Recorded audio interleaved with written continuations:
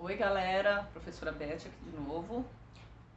O tema da nossa aula dessa vez vai ser expansão marítima comercial, certo? Então vamos começar. A partir do século XV, os europeus eles vão começar o que a gente vai chamar de grandes navegações. O que foi isso? Tá? Antes de tudo, é uma fantástica aventura, digamos assim. Por quê? Porque eles tinham que enfrentar um oceano gigantesco, tá? E desconhecido até então, não se apavorar perante umas viagens sem volta, tá? Furacões, doenças, lendas sobre monstros, eles não tinham que se apavorar com isso, o que todo mundo se apavorava. E apesar dos riscos e incertezas, muitos toparam esse desafio, tá? E fizeram que nenhum outro europeu tinha feito antes, que seria o quê? Contornar o litoral da África, tá? Chegando a alcançar o Oriente pelo mar, tá? Chegando inclusive às Américas, que é o que a gente vai ver posteriormente, tá? Então agora a gente vai entender por que a Europa do século XV começa a organizar essas expedições marítimas, certo? Vamos entender as causas disso. Primeiro, o espírito aventureiro não é a única explicação para esse fato, tá? A gente tem que lembrar que, afinal de contas, navios e viagens eram muito caros, custavam demais para alguém pagar essas contas. Então não era algo fácil de se fazer, tá? E quem estava disposto a pagar essas contas e por que eles queriam pagar? Isso que a gente vai entender agora, tá? Então vamos entender o comércio com o Oriente primeiro, tá? A gente já falou sobre o comércio do Oriente lá quando a gente falou um pouco de cruzadas, que as cruzadas acabaram incentivando isso, tá? Qualquer coisa, é só vocês retomarem os vídeos anteriores. Então a gente já falou sobre as mudanças ocorridas na economia europeia durante os séculos 11, 12 e 13, tá? São novas técnicas que surgem, crescimento de produção e comércio, tá? Crescimento das cidades, surgimento daquela nova classe social, que são os burgueses, e que por causa dos lucros acumulados, eles têm como ideal ampliar os seus negócios e riquezas, tá? Então, no século XIV, a Europa vai estar em crise. Poxa, mas por que eles estão em crise? Por falta de novas terras para se plantar, tá? Além disso, eles têm crise por conta das guerras, da peste negra, que a gente já falou que matou quase 1/3 da população da Europa. No século XV, a economia europeia volta a crescer, tá? E a Europa passa a se comunicar com o mundo por conta do comércio e a história das cruzadas, que a gente falou que ajudou bastante nesse fato. Os negócios também se aproximam a Europa do Oriente, tá? Principalmente com as cruzadas, após as cruzadas, tá? Que eram o que? Eram aquelas expedições militares para tomar Jerusalém dos árabes muçulmanos, tá? No final das contas, o que acontece? Os europeus não conseguem nenhuma vitória em Jerusalém, tá? Jerusalém continua nas mãos dos árabes, tá? Eles não conseguem, a finalidade das cruzadas não adiantou em nada. Só que os europeus aprendem muita coisa com os árabes. Então, por exemplo, contas com algarismos arábicos, uso de bússola, conheceram principalmente os produtos do Oriente. E, na verdade, foram esses produtos orientais que seduziram os europeus, tá? Esses produtos servem de estímulo para os comerciantes irem às suas buscas desses produtos, tá? Eles tiveram que fazer comércio com os árabes, que carregavam as mercadorias da Ásia para vender nos portos do mar Mediterrâneo. Então, as cidades italianas eram as primeiras que recebiam e usufruíam desse comércio com o do mar Mediterrâneo com os árabes, tá? Isso trouxe um enriquecimento da burguesia italiana, tá? Então essa burguesia italiana, ela enriquece porque ela compra as mercadorias orientais trazidas do restante da Europa, tá? E aí a gente entra na questão de buscar um caminho marítimo, tá? E os outros países europeus, por exemplo, como a França, Portugal, Holanda, a gente pode se perguntar, se fazer o comércio com os árabes estava dando tanto lucro, por que que eles também não podiam fazer esse comércio, tá? E aí a gente tem o porquê. As cidades italianas, elas têm um acordo com os mercadores árabes, tá? Os dois lados têm um monopólio do comércio do mar Mediterrâneo, tá? Então, assim, o comércio desses produtos orientais era exclusivo deles, tá? E os comerciantes dos outros países não participavam disso, não podiam participar, porque era um monopólio. Os navios que tentassem furar esse monopólio podiam ser capturados, as pessoas podiam ser mortas ou vendidas como escravos, enfim. A rota do Mediterrâneo era algo exclusivo para árabes e italianos, tá? E depois eu mostro um mapinha para vocês. O que os outros europeus poderiam fazer para alcançar as Índias? Aí vem aquela ideia, a lâmpada na cabeça. Contornar a África. Nossa, facinho, né? Olhando o mapa ali, a gente vai olhar, meu, super fácil. O mapa que a gente tem hoje, olha ali, ó, a rota, contorna a África, acabou. Só que o empecilho, certo? Aquele mapa bonitinho que a gente está acostumado a ver hoje, não existia lá no século XV, tá? Os europeus, eles não tinham nem ideia do que tinha ao sul da África, mas eles precisavam descobrir um caminho para as Índias, tá? Então, conclui-se que o maior impulso que a gente tem para a expansão marítima europeia dos séculos XV e XVI foi a necessidade de fazer comércio com o Oriente, tá? E aí, valia a pena você empreender um comércio com o Oriente por um caminho tão longo que ainda não se sabia, que ainda tinha que ser descoberto e explorado? Será que valia a pena? Então aí a gente vai ter as mercadorias do Oriente, elas percorrem um caminho muito longo, um trajeto longo por terra, tá? Para chegar aos portos do mar Mediterrâneo. A gente tem alguns perigos nessa travessia, como assaltos, tá? Pagamento de impostos para quando se passava em algum reino que era importante ou poderoso.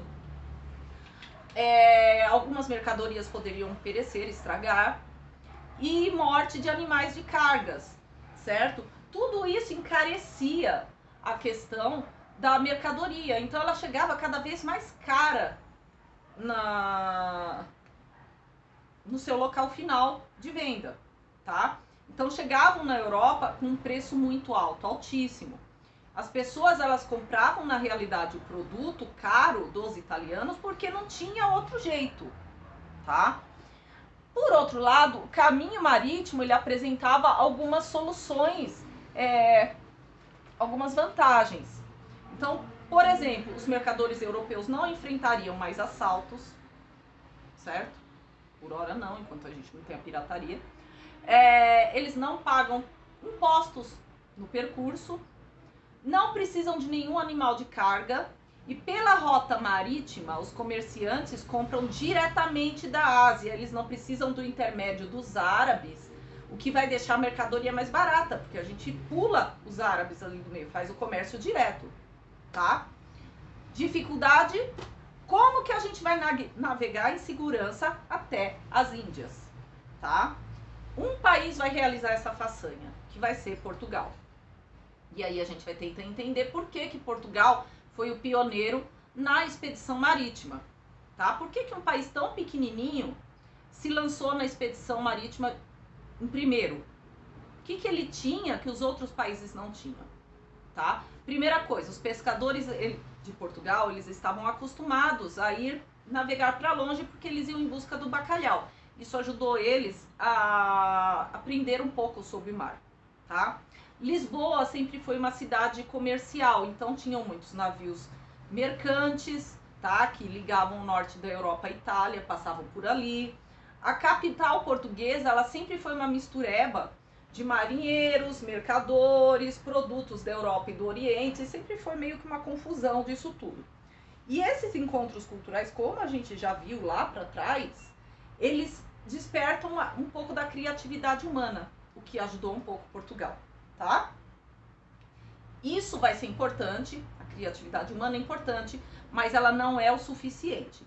Então a gente vai analisar agora os fatos em relação ao que estava ocorrendo na Europa nesse momento.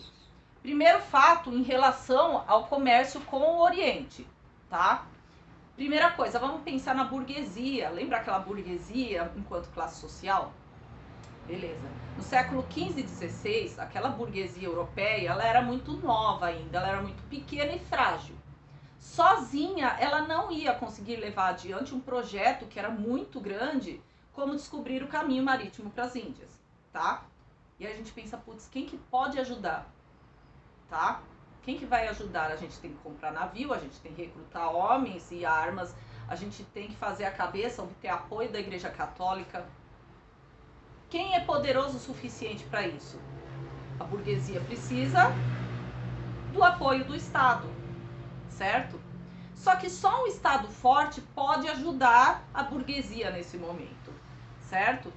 Os Estados europeus naquele período eles estavam começando a se fortalecer, certo? Centralizar o poder, se tornarem absolutistas, tá? E o Estado absolutista ele pratica uma coisa chamada mercantilismo, certo? Por isso o Estado ele apoia os mercadores, porque ele quer que o seu país tenha uma balança comercial favorável, certo?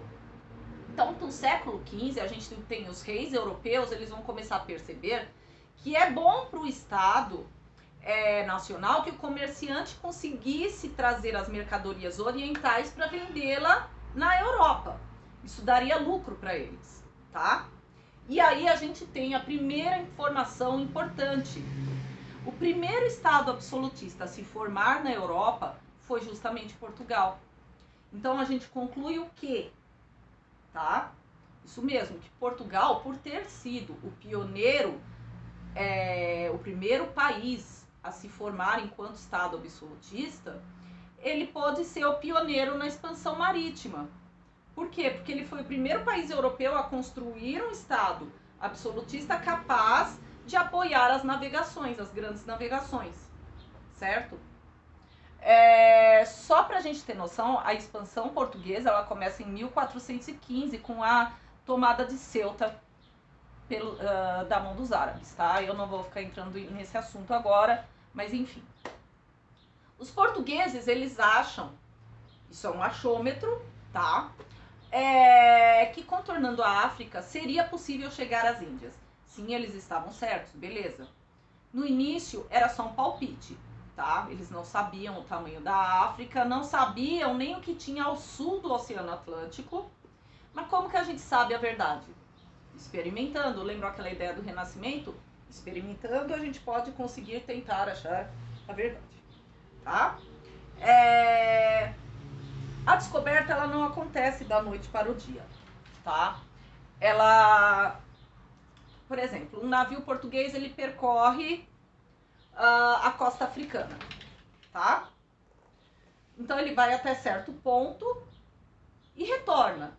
Quando ele retorna com um relatório e com um novo mapa, tá? E assim aos poucos manda uma segunda expedição que caminha um pouco mais. Essa segunda expedição vai até um pouco mais avante e retorna com um novo mapa e um relatório. E as expedições prosseguiram há décadas a fio até se montar um novo mapa, tá? Aos poucos se contornava a África. Quando eles contornavam a África, eles conseguiam encontrar riquezas diferentes. Então, por exemplo, o marfim, que é aquele dente do elefante, certo? Usado em vários artigos de luxo na época, né? Coitados dos elefantes. Mas enfim, né? Bando de troncha que faz isso. Até hoje. Ouro, certo? Próximo ao deserto, tinham várias partes cheias de ouro. E nesse período, a gente tem início a escravização dos povos africanos pelos europeus. Sim, também o comércio de seres humanos vai começar nesse período, seres humanos que eu digo enquanto africanos, tá? A gente já tinha um pouco de comércio humano, a gente já falou disso na escravização lá na antiga. Antigamente, apesar que não é a mesma coisa, mas... Vamos lá. No século XV, Portugal, ele coloniza 2 ilhas, Açores e Madeira, tá? Nessas ilhas, eles fazem a produção de açúcar com o trabalho escravo, isso no século XV. Portanto, quando os portugueses utilizaram os escravos negros no Brasil no século XVI, eles já tinham 1 século de experiência em escravização de mão de obra negra, certo? Sobre a queda de Constantinopla, por que é importante a gente falar, tá? Porque Constantinopla seria o quê? Seria a antiga capital do Império Bizantino, ok? Hoje, o Império Bizantino fica onde seria Istambul, tá? Que fica na atual Turquia, tá? Nesse momento, ele era um importante posto comercial. Várias caravanas vinham do Oriente e passavam lá. Só que em 1453, ela vai ser tomada pelos turcos otomanos, tá? E a partir de então, o que acontece? Todos os comerciantes que passavam por Constantinopla tinham que pagar pesados impostos ao Estado turco. Como resultado, isso aumentou, elevou demais o preço das mercadorias que vinham do Oriente. E foi mais um motivo para que os portugueses, tá, se empenhassem em encontrar uma nova rota para encontrar as Índias, para chegar às Índias, tá? Então agora a gente vai falar um pouquinho dos sucessos lusitanos. Em 1488 a gente vai ter a expedição de Bartolomeu Dias, tá? Ele desce a costa da África até o ponto mais ao sul do continente, tá? Que se chama Cabo da Boa Esperança e foi rebatizado como Cabo das Tormentas. Em 1498 a gente tem o almirante Vasco da Gama. Ele comanda a primeira expedição marítima que consegue chegar à Índia, tá? O Vasco da Gama ele levou uma boa porção de mercadorias para a Europa e teve um lucro de 6.000%, ou seja, 60 vezes mais do que ele gastou, certo? Ganhou muito dinheiro com isso. E aí, a gente vai entrar no Cristóvão Colombo, tá? 6 anos antes, a gente vai ter o Cristóvão Colombo realizando a serviço dos reis espanhóis, tá? Uma proeza que seria descobrir a América, certo? O Colombo, ele nasce em Gênova, tá? Em 1451, ok? E ele foi tripulante de vários navios portugueses, eles inclusive faziam rota de tráfico de escravos, enfim, tá? Desde jovem ele era fascinado pelas histórias do Marco Polo, tá? Ele adorava, sonhava em chegar às Índias, se apossar das riquezas do Oriente. E naquela época, ninguém sabia se a Terra era redonda ou se a Terra era plana, certo? Apesar que a gente tem uns trouxas que acreditam ainda hoje que a Terra é plana, né? Os terraplanistas vão fazer o quê? Retornamos ao Renascimento. A Idade Média, aliás. Voltando. Então, ele fez uma hipótese, tá? Se a Terra fosse redonda, seria possível alcançar o Oriente navegando para o Ocidente, tá? Ou seja, um navio que saísse da Europa e fosse para o Oeste, pelo Oceano Atlântico, acabaria chegando às Índias. Isso era a teoria dele, tá?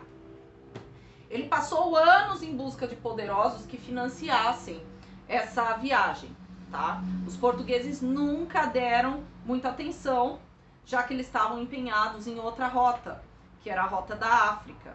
Só que finalmente o Estado espanhol resolveu apoiar o projeto dele, certo? E a Espanha havia acabado de expulsar os mouros, tá? Da da Península Ibérica, e eles estavam desenhando o seu território, se unificando, certo? E eles pretendiam iniciar a sua expansão marítima. Então, o jeito... Só que eles não queriam competir com Portugal. Então, o jeito que eles acharam foi tentar por outra rota, tá? Por isso, o casal de reis, que é o Fernando de Aragão e a Isabel de Castela, apostou nos sonhos do navegador genovês, tá? Inclusive, para quem tiver saco de assistir, que conta bem legal isso e conta várias questões da expulsão dos mouros, tal, tem uma série que se chama Isabel, é uma série espanhola. Para quem tiver saco de assistir, ela é bacaninha, tá? Bom, o fato é o seguinte, vamos supor que você saia com um navio da Espanha, certo? Em direção ao oeste do Oceano Atlântico, tá? Se não houvesse a América no caminho, você chegaria às Índias, certo? Foi isso que aconteceu com Colombo. Ele não sabia da existência desse continente. Então, em 1492, ele esbarra com o continente americano, tá? O detalhe é que ele faz 4 viagens à América e ele morre acreditando que havia chegado à Ásia, certo? Pouco tempo depois, a gente vai ter um cartógrafo, tá? Que se chama Américo Vespúcio, e ele vai demonstrar, por meio dos mapas dele, que Colombo havia descoberto um novo continente, certo? E em homenagem a esse cartógrafo, a América recebe o nome de América por conta do Américo Vespúcio, certo?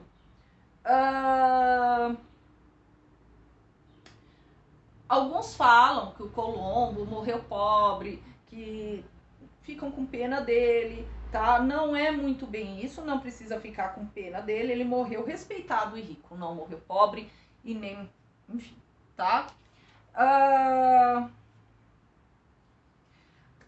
A gente tem ainda uma pessoa para falar, a gente tem o Pedro Álvares Cabral, certo? Então a viagem do Vasco da Gama à Índia, ela tinha sido um grande sucesso. Até aí, beleza, tá? Animados, os portugueses, eles começaram a montar a maior expedição de todas, tá? São 13 navios comandados por um fidalgo, um nobre, chamado Pedro Álvares Cabral, tá?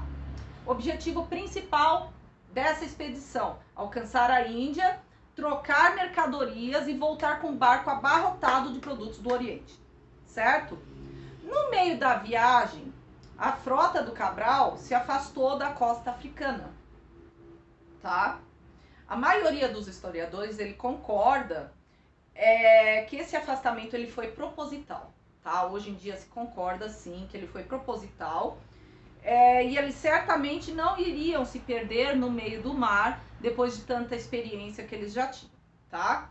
Ou seja, em abril de 1500, tá? Os portugueses alcançam a costa da Bahia, tá? Local que hoje é chamado de Porto Seguro, tá? Então, oficialmente, para os europeus, o Brasil foi descoberto. E a gente pode criticar, sim, essa parte, tá? Do Brasil, Cabral segue para as Índias, tá? Que era o seu principal objetivo. Só que os árabes já estavam informados do sucesso do Vasco da Gama e pressionam as autoridades indianas para não fazer comércio com os portugueses, tá? Enfim, aí quando Cabral chega à Índia, ele teve uma bela surpresa, porque os indianos não queriam mais fazer comércio com ele, tá? E aí a gente vai ter uma briga, eles vão tomar reféns, enfim, não é muito assunto de agora, tá? O que interessa é a gente entender em si os motivos dessa expansão marítima, tá? Mais pra frente a gente vai ver, sim, os confrontos entre os nativos e os europeus, certo? Que não são tão amistosos como todo mundo relata, tão bonitinho, tá? Eu acho importante a gente ressaltar isso. E eu espero que vocês tenham conseguido entender pelo menos os motivos para essa expansão marítima, tá? não é uma coisa ao acaso, tá? Eu costumo brincar assim, brincar entre aspas, eu costumo falar que é engraçado como a gente, isso é só uma ressalva, como a gente estuda isso há muito tempo no Brasil como uma descoberta. Quando meu pai, que era português e estudou, né, há muito tempo atrás em Portugal, isso lá para trás dos montes, ainda numa área rural, e ele conta, e eu não canso de lembrar disso, ele me conta que quando ele estudou que essa descoberta não foi proposital, porque existia um mapa, isso ele dizia, tá? Eu tô contando o que meu pai me contava, que os professores dele falavam que existia um mapa, sim, certo? Em que já tinha apontado o Brasil, que era um mapa muito anterior às descobertas, e que esse mapa teria sido perdido, né, na Torre de Belém, quando ela teve na Torre do Tombo, aliás, quando ela teve um dos incêndios. Então, assim, é engraçado como no Brasil sempre se colocou algo como é uma descoberta, mas os próprios europeus já aprenderam que não seria uma descoberta, e isso é só uma ressalva, certo? Bom, qualquer dúvida, vocês me procurem, vocês sabem onde eu tô. E até!